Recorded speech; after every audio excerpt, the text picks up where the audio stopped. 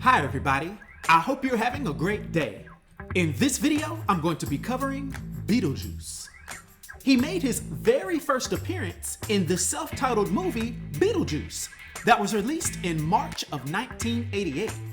His real name was originally unknown, although it seems to have been recently revealed that his full real name is Betelgeuse Jr., with him also going by the aliases of Ghost with the Most, BJ, and Beetlejuice, but with it being spelled like the star, Beetlejuice. Nevertheless, he's a notorious non-corporeal trickster that has a variable height and weight, although he does skew towards the shorter side, being estimated at 4'11", while also having scraggly green hair, black eyes, and chalky white decaying looking skin.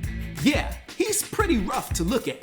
And boy, is he a handful, because basically all he does is chase other demons and ghosts around, watch the Exorcist movie, generally spread chaos everywhere he goes, terrorize and haunt the living, talk trash to everyone he comes across, make a sport out of womanizing, and eating bugs. And that's just to name a few, because I have to add a long list of supposed crimes that he's committed. A few of these include being malefic, which is causing chaos, murder, kidnapping, stalking, blackmail, possession, ephebophilia, terrorism, property damage, fraud, unlawful imprisonment, theft, psychological abuse, assault and battery, mutilation, animal cruelty, extortion, grave robbing, corpse desecration, harassment of the opposite gender, if you know what I mean, and attempted forced marriage. I mean, dude is completely off the hinges. Now, Beetlejuice accomplishes this chaos using a myriad of different superhuman abilities that he has.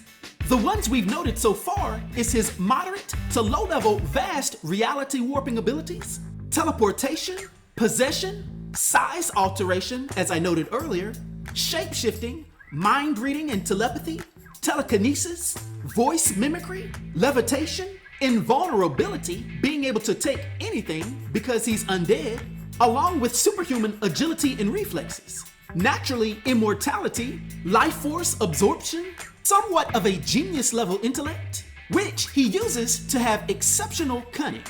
And after all that is said, Beetlejuice only has two known weaknesses. The first one is that in order for him to gain access to the living world, his name needs to be invoked 3 times. And likewise, he can also be banished back to the underworld by saying his name 3 times again. Additionally, he also is weak to one type of life form, or death form. I don't really know what they are, but these creatures are called sandworms. And they're extremely huge, powerful, and ugly. And they're basically the only beings that are capable of overpowering Beetlejuice and dragging him back to the Netherworld. Now, Beetlejuice was the title character from the 1988 Tim Burton film named Beetlejuice.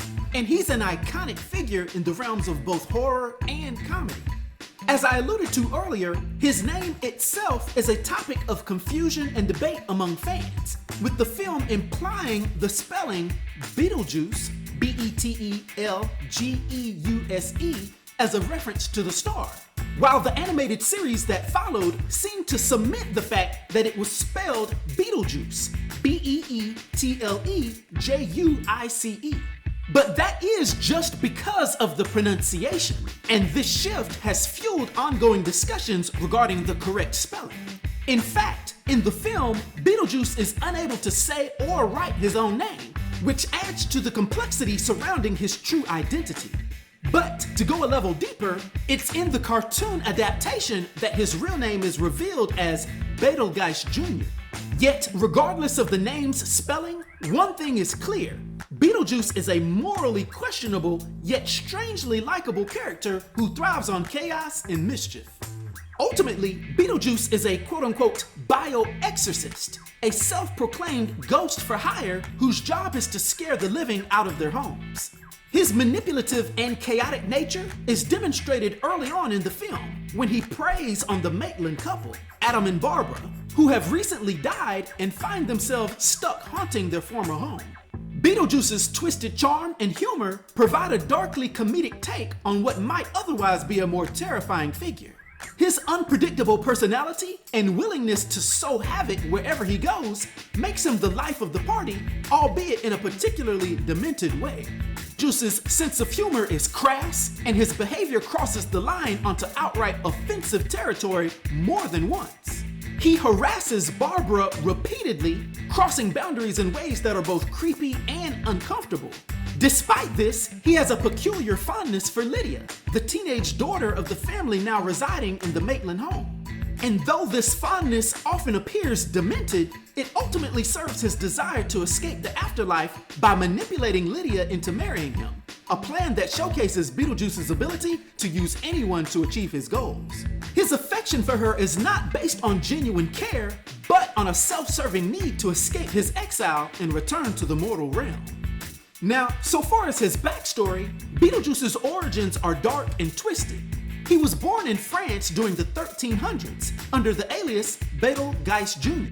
His life before death was one of criminality and macabre fascination, as he was a grave robber who plundered the bodies of plague victims. His fateful encounter with a plague doctor named Dolores, later revealed to be the leader of a soul-sucking cult, leads to his death. Being betrayed by Dolores after their honeymoon, Beetlejuice kills her in a fit of rage before succumbing to the poison. And after his death, he's sent to the Netherworld, where he transforms into the chaotic entity known as Beetlejuice. Therefore, his backstory aligns with his personality, grim, malicious, and irreverent. He would eventually become a freelance poltergeist, working in the Netherworld's system, but operating largely independently. As I stated earlier, he interestingly specializes in bio-exorcism, an ironic reversal of traditional exorcism, as he aims to remove living people from haunted spaces.